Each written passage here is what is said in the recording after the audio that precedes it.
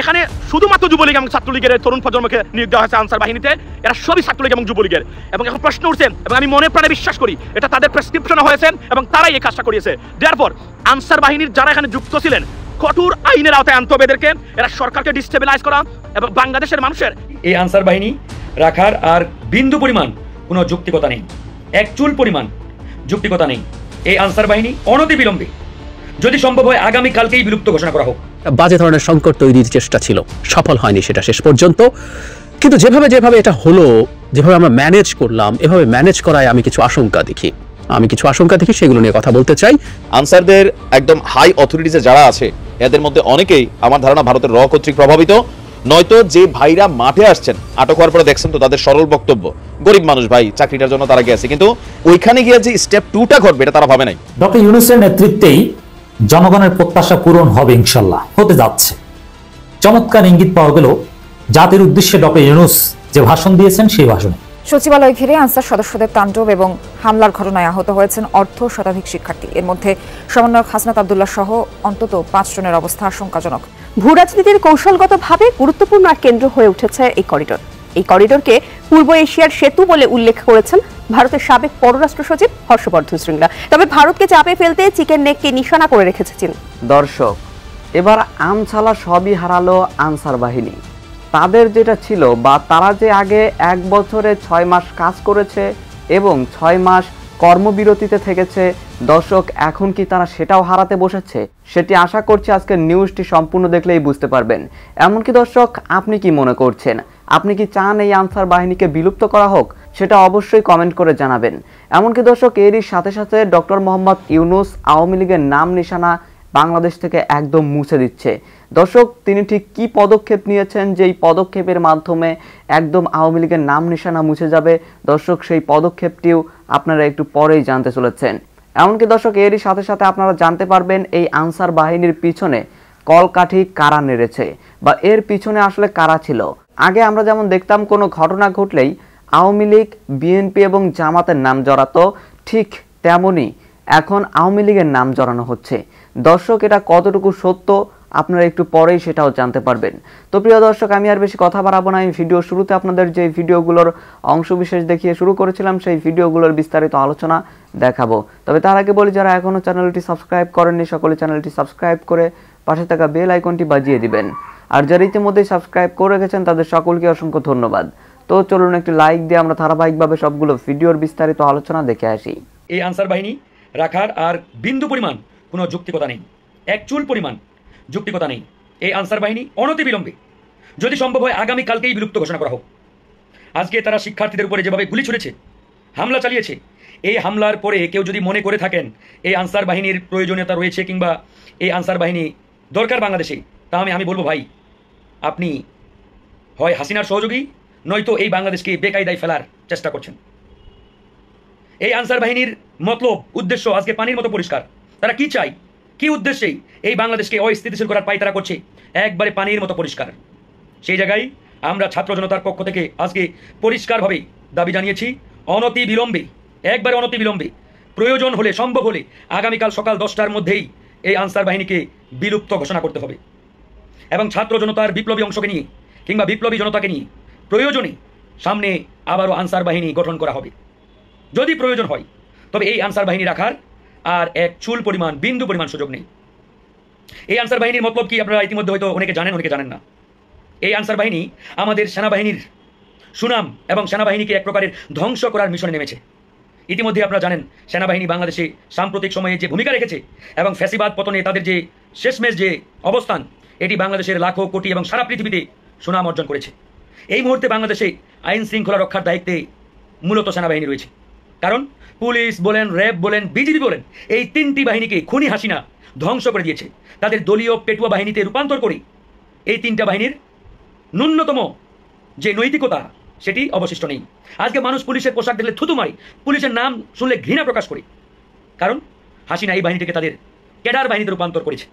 তো সেই জায়গায় সারা বাংলাদেশের থানা বলেন, জেলা বলেন, সব জায়গায় সেনাবাহিনী আইন শৃঙ্খলা রক্ষা করছে। তো আমাদের এই পরাজিত খুনি হাসিনা এবং ইন্ডিয়ান প্রেসক্রিপশনে এই আনসার বাহিনী, এদেরকে আর আনসার বলা যাবে না আজকে থেকে, এরা হচ্ছে আনসার লীগ অথবা হাসিনা লীগ।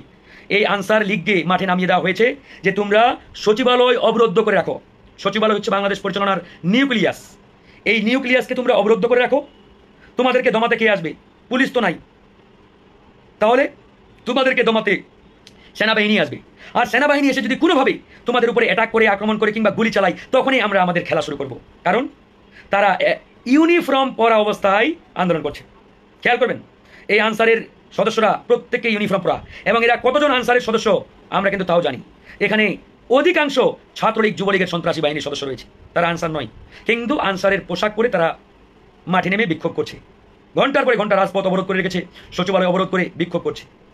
এদের মতলবটাই বাংলাদেশকে অস্থিতিশীল করা, সেনাবাহিনীকে কোনোভাবে কালারিং করতে পারলেই এদের খায়েশ আর এদের যে এজেন্ডা এটা তারা বাস্তবায়ন করতে পারে।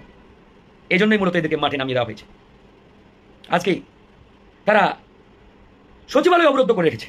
চিন্তা করে দেখেন, আমরা বলেছি তাদের দাবি যদি যৌক্তিক হয়ে থাকে, তারা প্রয়োজনে প্রধান উপদেষ্টার সাথে বসুক, তাদের একটি প্রতিনিধি দল প্রধান উপদেষ্টার সাথে বসে আলোচনা করুক। প্রধান উপদেষ্টা, আমাদের মাননীয় প্রধান উপদেষ্টা পরিষ্কারভাবে বলেছেন যে আপনাদের দাবি যদি যৌক্তিক হয় আমরা অবশ্যই মেনে নেব এবং সেটা বাস্তবায়ন করব। 17 বছর ধরে দেশটাকে খুনি হাসিনা ধ্বংস করে দিয়েছে। এখন সেই দেশকে যদি আপনি 17 দিনে জান্নাতের টুকরা হিসাবে পেতে চান, এটি কি সম্ভব? এত সহজ হয়ে গেল? আপনারা কেন খুনি হাসিনার সময় আন্দোলন করেন নাই? কেন গণভবন তখন দখল করেন নাই, অবরোধ করেন নাই? হ্যাঁ, এখন আসছেন সচিবালয় অবরোধ করতে। পিঠের চামড়া রাখা হবে না এদের। আমরা পরিষ্কারভাবে ঘোষণা দিচ্ছি, কালকে থেকে কোনো আনসার যদি রাজপথে নেমে থাকে, এদেরকে যেখানেই পাবেন এদের পিঠের চামড়া আপনারা তুলে নেবেন, গণধোলাই দিবেন এদেরকে। পরিষ্কার ঘোষণা আমাদের। কোনো পরাজিত শক্তির বীজ বাষ্প আমরা বাংলাদেশে দেখতে চাই না। ফাজলামো শুরু করেছে না? বিপ্লবের পরে আমরা এই বাংলাদেশকে দ্বিতীয়বার স্বাধীন করেছি। আর আনসার বাহিনী আমরা যেহেতু অনতি বিলম্বে বিলুপ্তি চেয়েছি, এই বাহিনীটি রাখার আর বিন্দু পরিমাণ কোনো যৌক্তিকতা নেই, নৈতিকতাও নেই। কারণ এই বাহিনীটি ইতিমধ্যেই তাদের নৈতিকতা হারিয়েছে। তারা যখন ছাত্রদের উপরে গুলি চালিয়েছে, তার মানে বুঝতে হবে এই বাহিনীটি আর বাহিনীতে নেই, এর একটি রাক্ষসে রূপান্তর হয়েছে। এবং এই রাক্ষসের পিছনে কারা আছে সেটিও আমাদের পানির মতো পরিষ্কার। সুতরাং এই রাক্ষস বাহিনীকে এদেশের ছাত্র জনতা আর এক সেকেন্ডও দেখতে চায় না। প্রয়োজনে নতুন করে এই বাহিনীটি গড়ে তোলা হবে। ছাত্র জনতার বিপ্লবী অংশকে নিয়ে বা বিপ্লবীদের নিয়ে আপনারা আনসার বাহিনী আবারও পুনর্গঠন করেন, কোনো অসুবিধা নেই, কিন্তু এই বাহিনীটি এই মুহূর্তে বিলুপ্তি করে দেন। মাঠ পর্যায়ে আওয়ামী লীগের কাছে যে মেশিনারিজগুলো আছে লাইসেন্সড, হ্যাঁ, হাজার হাজার মেশিনারিজ কিন্তু আওয়ামী লীগ নেতাকর্মীদের কাছে আছে। এখন সেই মেশিনারিজগুলো অপব্যবহার হতে পারে, সেগুলা পাল্টা কাউন্টারে যাইতে পারে, রাষ্ট্রের জন্য হুমকি স্বরূপ মনে করছে সরকার। আর এক আদেশে মেশিন নিয়ে হাঁটা নিরাপত্তার অভাবে, মেশিন কারা নিত, মানে যারা অস্ত্রের লাইসেন্স নিত কারা? সেই লেভেলের মানুষ যাদের জীবনের নিরাপত্তা হীনতায় ভুগত, তারা ভিভিআইপি বা সামহাও ওই লেভেলের মানুষ ছিল। তো নতুন একটা মানে আইন হয়ে গেছে, আওয়ামী লীগ আমলের সব বেসরকারি অস্ত্রের লাইসেন্স বাতিল। সরকারি অস্ত্র পরিবহন করে আমরা দেখছি যারা ধরেন কি বলে যে আমাদের আইন শৃঙ্খলা বাহিনী, তারা বেসরকারি জনগণকে গত 15 বছরে দেওয়া আগ্নেয়াস্ত্রের লাইসেন্স স্থগিত করে দিয়েছে স্বরাষ্ট্র মন্ত্রণালয়। একই সঙ্গে গোলা বারুদ সহ আগ্নেয়াস্ত্র থানায় জমা দেওয়ার নির্দেশ দেওয়া হয়েছে। মানে একটা মেশিনের সাথে ছোট বিচি থাকে, আরো অনেক কিছু থাকে, যে যেটা নিচে বড় ছোট কার্টুজ মার্টুজ, হ্যাঁ, বুলেট টুলেট যা আছে সবকিছু ফেরত দিতে হবে।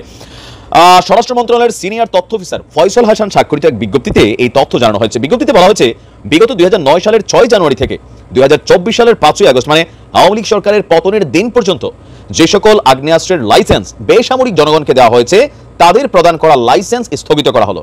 এখন এটা মিনিংস বোঝেন না। ধরেন আপনি সরকারের কাছ থেকে বৈধভাবে একটা অস্ত্র নিয়েছিলেন, সামহাও আপনি একটা ইম্পর্টেন্ট ক্যারেক্টার, সরকার মনে করছে যে হ্যাঁ আপনি আপনার জন্য এটা রাখতে পারেন। তো এখন এইটা কারা? আমরা যদি হিসাব করি, বেসরকারি মানে কি সরকারের কোনো ডিপার্টমেন্টের সাথে কানেক্টেড না, হ্যাঁ। তো 99.99% মানুষই যারা নিয়েছে, এখানে প্রভাব প্রতিপত্তি নানান ঘটনার কারণে মেশিন নিয়ে হাঁটতো, মিছিল টিছিল হলে বাইরে হইতো, এরকম প্রোগ্রাম হলে সাথে নিয়ে দাঁড়াই থাকতো। এই যে ইস্যুটা, এটা কিন্তু শেষ। আজকের পরে, আজকে যে সময়টা দেওয়া হয়েছে, এই সময়টা আজকে না, আমি এই সময় যদি দেখছি যে আগামী 3রা সেপ্টেম্বরের 3 তারিখের পর যদি আপনি আপনার অস্ত্র মেশিনারিজ জমা না দেন, তাহলে আপনার বিরুদ্ধে অস্ত্র আইনে মামলা দায়ের করা হবে, আপনাকে গ্রেপ্তারও করা হবে। বলা হয়েছে যে অতি দ্রুতই আপনি নির্ধারিত সেক্টরে, মানে যেখান থেকে মেশিনারিজগুলো লাইসেন্স করে নিয়ে গেছেন, সেখানে ফেরত দিতে হবে। এখন এইটার আসলে ইফেক্টটা কি হবে? ধরুন একটা মেশিন ইকুয়াল টু সামনে থাকা 100 জন নিরস্ত্র জনতা, সেম। বাট আজকের দিনে পোলাপাইন আবার আলাদা, দেখছেন না, একটা গুলি করি একটাই মরে। এই মুহূর্তে থাকা অবস্থায় আবার মেশিনের খুব বেশি ভ্যালু নাই, তারপরেও আছে। সব তো আর কি বলা হয় যে মানে এতটা সাহসী মানুষ হয় না, বা আবু সাইদ হয় না। এখন ধরেন এই মুহূর্তে আওয়ামী লীগের নেতাকর্মীদের অনেকের বাড়িতে দেখা গেছে যে মানুষটা ভালো, মুসলিম ভাইয়ের মতন, কিন্তু আওয়ামী লীগের রাজনীতি করছে। এখন একটা গ্রুপ আছে বিএনপিপন্থী বা দুর্বৃত্তকারী যারা আছেন, শুধুমাত্র যে তারা রাজনৈতিক দলগুলো তারা না, এর বাহিরেও একটা টিম আছে, সেটা আওয়ামী লীগের পক্ষের ভিতরে হতে পারে, যে ক্ষমতায় থাকাকালীন সুযোগ সুবিধা পায় না, তারা কিন্তু এই সুযোগে হামলা চালাই আসতেছে। আবার রাজনৈতিক প্রতিহিংসা থেকে বিএনপিও চালাইছে। এখন এই অবস্থায় যাদের কাছে মেশিন টেশিন আছে, তারা কিন্তু একটা সিকিউর ছিল, জানে এটা তার বৈধ লাইসেন্স, আপনি তারা মারতে গেছেন, সে আপনার উপর চালা দিতে পারবে বিচিটা। তো এখন এই চালাইতে গিয়া নানান ধরনের ঘটনা ঘটতে পারে, এটা কিন্তু তার সেফটি সিকিউরিটি ছিল। এখন এই মেশিনটা ছাড়া এই মানুষটা কিন্তু পঙ্গু হয়ে গেছে। গত 15 বছরে, এর আগের গুলা বলে নাই, গত 15 বছরে যা পাইছেন, এর আগে যদি কেউ পায়ে থাকেন সামহাও 111 সরকার বা এর আগে বিএনপি সরকারের বা এর আগে আওয়ামী লীগ সরকারের, ওইটাতে সমস্যা নয়। জাস্ট হচ্ছে 2009 জানুয়ারি থেকে পতনের দিন পর্যন্ত। তো আওয়ামী লীগের নেতাকর্মীরা, আমি সবাই বলি আপনারা সাবধানে থাকবেন। যারা অন্যায় করেন নাই, কোনো রকম জুলুম করেন নাই, অত্যাচার করেন নাই, আমার ধারণা এই ধরনের মানুষগুলা খুব বেশি বিপদে পড়ে নাই। কারণ আমার এলাকাতে আমি দেখছি যারা বাটে পড়ছে 99.99% মানুষ অন্যায়কারী, অপরাধী ছিল, ক্ষমতার অপব্যবহার করছেন, ভাবেন নাই যে এই দিন ফেস করতে হবে। এক ঢিলে সব স্বীকার করে ফেললো। ভারত গেল দিক দিয়ে বিএসএফ গুলি করে মাইরা ফেলে, কই যাবেন? মাফটাফ চাইয়া সুন্দর করে এলাকাবাসীর কাছে ক্ষমা টমা চান, জোর জুলুম যারা করছেন। ওই যে ছাত্রলীগের এক নেতা মাফ চাই কিন্তু জামাতে যোগ দিছে। আনসার সদস্যের নামে, তাদের দাবি দাওয়া পূরণের নামে দেশে একটা অস্থিতিশীল এবং অরাজক পরিস্থিতি তৈরি করার চেষ্টা হবে, এটা আমরা বুঝতে পারছিলাম। স্পেসিফিকলি যদি বলি, সরকার গঠন মানে ডক্টর ইউনূসের সরকার গঠন করার 3-4 দিনের মধ্যেই তারা ধাপে ধাপে রাস্তায় নেমে নানা ঝামেলা শুরু করেছিলেন। সেই ঝামেলা যে একটা পর্যায়ে এখানে আসবে আমরা বুঝতে পারছিলাম, এবং গতকাল সারাদিন এবং বিশেষ করে রাত পর্যন্ত যা গড়ালো তাতে এটা খুব স্পষ্ট একটা বাজে ধরনের সংকট তৈরির চেষ্টা ছিল। সফল হয়নি সেটা শেষ পর্যন্ত। কিন্তু যেভাবে যেভাবে এটা হলো, যেভাবে আমরা ম্যানেজ করলাম, এভাবে ম্যানেজ করায় আমি কিছু আশঙ্কা দেখি, সেগুলো নিয়ে কথা বলতে চাই। কিন্তু এটা যে একটা চক্রান্ত, এটা নিয়ে আমাদের কারোর নিশ্চয় কোনো রকম ন্যূনতম কোনো কনফিউশন থাকার কারণ নেই। আমরা জানি, এটা পরে পত্রপত্রিকায় এসছে, খুব আলোচিত একটা বিষয়। 1991 সালে শেখ হাসিনা যখন বেগম খালেদা জিয়ার নেতৃত্বাধীন বিএনপির কাছে পরাজিত হন নির্বাচনে, এরশাদ পতনের পর, শোনা যায় আওয়ামী লীগ নাকি তাদের মন্ত্রিসভাটাও রীতিমতো গঠন করে বসেছিল, কিন্তু তারা হেরে গিয়েছিল। এতই তারা শকড হয়, শেখ হাসিনা প্রকাশ্যে সংসদে দাঁড়িয়ে বলেছিলেন, এই সরকারকে একদিনের জন্য শান্তিতে থাকতে দেব না। শেখ হাসিনা আসলে ক্ষমতায় না থাকলে কাউকে একদিনের জন্য শান্তিতে থাকতে দেবেন না। This is her attitude. আর 91 শেখ হাসিনার সাথে 2024 শেখ হাসিনার আকাশ পাতাল পার্থক্য আছে। সে সময়ও তিনি ন্যূনতম ছিটে ফোটা যতটুকু মানুষ ছিলেন, যতটুকু গণতান্ত্রিক মন মানসিকতা ছিল, তার কিছুই আর অবশিষ্ট নেই। আপাদমস্তক হিউব্রিস সিনড্রোমে আক্রান্ত একজন ভয়ঙ্কর মাফিয়া শাসক। ফলে তাকে যখন ক্ষমতা থেকে ছেড়ে পালাতে হয় ভারতে, বিরাট সক্ষমতা দেখানো, বিরাট পাওয়ারফুল নেতা অ্যাটিটিউড দেখানো শেখ হাসিনাকে যখন পালাতে হয়, তার ইগো হার্ট হয়। সুতরাং তিনি সর্বোচ্চ চেষ্টা করবেন যেভাবেই হোক এই সরকারকে ডিস্টেবিলাইজ করা যায়। আর যেটা হয় সেটা হচ্ছে, শেখ হাসিনা চাইবেন, তার সাথে তার প্রভু ভারত তো আছেই, এবং উনি এখনো সেই দেশের মাটিতে বসে আছেন। সুতরাং একটার পর একটা চেষ্টা হবে কিভাবে কতটা সংকটে এই সরকারকে ফেলা যায়। সেই চেষ্টাটাই ক্লিয়ারলি হয়েছে, এতে কোনো রকম কোনো সন্দেহের কিছু নাই। এই যে একটার পর একটা গ্রুপ, এটা শুধু না, আরো বিভিন্ন রকম গ্রুপ মাঠে নামছে ডক্টর ইউনূস ক্ষমতায় আসার সাথে সাথে। আমাদের বুঝতে বাকি থাকে না এদের উদ্দেশ্য কি। একটা সরকার ক্ষমতায় এসছে, যে সরকার ইভেন স্বাধীন হবার পরও আমাদের দেশের থানাগুলো থেকে পুলিশ পালিয়ে যায় নাই। এরশাদের সময় তো নাই, একটা পুলিশ ছিল না এই দেশে দিনের পর দিন। এখনো পুলিশ দায়িত্বে আসার পরও সেই অর্থে তার পূর্ণ সক্ষমতা নিয়ে কাজ শুরু করতে তারা পারেনি নানা রকম কারণে। সেরকম একটা সরকারের 2 সপ্তাহ যেতে না যেতেই এই পরিস্থিতি তৈরি করা। আর এই দাবি দাবার নামে এগুলো তো শুরু হয়েছে দায়িত্ব নেওয়া 2-3 দিনের মধ্যে থেকেই। ফাজলামো আমরা বুঝি, এবং একটা সীমা থাকা দরকার আছে। নানান রকম ভাবে এগুলো চলছে। যে সরকারটা মাত্র এসছে, তাদের কাছে দাবি দেওয়া জানানো এবং কেন জানানোর চেষ্টা, যে সরকারের পায়ের নিচে এখনো খুব শক্ত মাটি নেই। শক্ত মাটি এই অর্থে যে প্রশাসন, জনসমর্থনের শক্ত মাটি আছে। এটা একটা মারাত্মক রকম ক্ষয়ক্ষতি হওয়ার, মারাত্মক রকম রক্তপাতের মধ্য দিয়ে একটা গণ অভ্যুত্থানে গঠিত সরকার। এই রাষ্ট্রের সবাই এর সাথে আছে, আওয়ামী লীগের হয়ে হালুয়া রুটি খাওয়া লোক এবং তাকে ক্ষমতায় থাকতে সাহায্য করা সরকারের বিভিন্ন পর্যায়ের লোকজন ছাড়া সবাই আছে। কিন্তু যে মাটি নাই বলতে যে একটা রাষ্ট্রযন্ত্র আছে, তার উপরে নিয়ন্ত্রণ প্রতিষ্ঠা এখনো পুরোপুরি হয়ে ওঠেনি। ফলে তাকে ডিস্টেবিলাইজ করার চেষ্টা সবাই করছেন। ডক্টর ইউনূস গতকালই তার প্রথম ভাষণ দিয়েছেন, সেটা নিয়ে আমি আলাদাভাবে বিস্তারিত অ্যানালাইজ করবো। ইনফ্যাক্ট আনসারের ঘটনাটা না হলে হয়তো এখনই সেই ভিডিওটা দিতাম, কিন্তু আমি আবার পরে দিচ্ছি সেটা। কিন্তু ওখানে উনি একটা খুব সুন্দর কথা বলেছেন এই দাবি দাওয়া চাওয়া নিয়ে। বলছেন, একটা সরকার যখন আসে, দীর্ঘদিন এই দেশে যখন মানুষের ম্যান্ডেটহীন সরকার ছিল, যারা জনগণের কথা শোনেনি, সেই সময় মানুষের মধ্যে নানা রকম অপ্রাপ্তির বোধ, বঞ্চনা হতে পারে, এটা সম্ভাবনা আছে, এবং সেটা জানানোও যাবে নতুন সরকারকে। কিন্তু উনি বলছেন সেটা এখনই এভাবে রাস্তা বন্ধ করে না। তিনি বলছেন যে এগুলো তারা লিখিতভাবে দিক, সেগুলো নিয়ে আলাপ আলোচনা হোক, তারপর হবে। কিন্তু না, সেটা কেউ শুনবেন না। এরকম ম্যাসিভ কাণ্ড ঘটাতে যাচ্ছেন। আজ যা হলো, সেখানে আমরা মিস্টার সার্জিসের বক্তব্য শুনলাম। ওই ঘটনার পর সার্জিস কথা বলেছেন, উনি খুব চমৎকারভাবে ব্যাখ্যা করেছেন। আমরা নিউজও পেয়েছি সেটা হচ্ছে আনসাররা যখন আজকে সচিবালয় ঘেরাও করছেন, দীর্ঘ একটা সময় তারা সচিবালয় পুরো ঘেরাও করে রেখে দিয়েছেন, সচিবালয় থেকে কাউকে বের হতে দেননি। ওর মধ্যে উপদেষ্টারা তো ছিলেনই, এই আন্দোলনের সমন্বয়করা ছিলেন, এবং একজন সমন্বয়ক জনাব হাসনাতকে আমরা আহত হতেও দেখেছি। আর অন্য কোনো কর্মকর্তা কর্মচারী কেউ বেরোতে পারেন। এই পরিস্থিতি যখন হয় তখন আনসারদেরই একটা প্রতিনিধি দল যায়, তারা আলোচনা করে স্বরাষ্ট্র উপদেষ্টার সাথে। তাদের দিক থেকে দাবি দেওয়া প্রাইমারিলি যেসব যৌক্তিক দাবি আছে সেগুলো সরকারের পক্ষ থেকে মেনে নেওয়ার কথা যখন হয়, সবই ঠিকঠাক আছে, এরপরও কিন্তু তারা জায়গা ছাড়েনি এবং একটা পর্যায়ে পরিস্থিতি পাল্টে যায়, এবং সেই ম্যানেজমেন্টটা নিয়ে আমার প্রশ্ন আছে।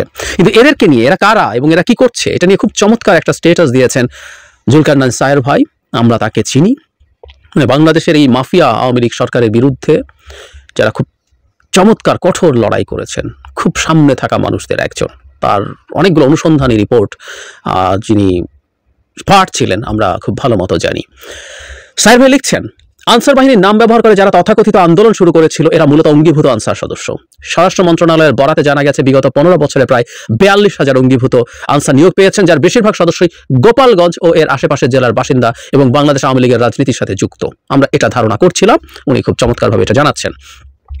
ব্যাটালিয়ন আনসার সদস্যরা যারা রাষ্ট্রের অন্যান্য নিরাপত্তা সংস্থার সাথে দায়িত্ব পালন করছেন তাদের সাথে এই অঙ্গীভূত আনসারদের এক করে দেখার কোনো সুযোগ নেই, তারা কোনো আন্দোলনের সাথে যুক্ত। কারণ ব্যাটালিয়ন আনসার যারা মূলত আইন শৃঙ্খলা রক্ষার কাজ করে তারা এর সাথে নেই, এগুলো অঙ্গীভূত আনসার এবং যারা মূলত গোপালগঞ্জ এলাকার লোক।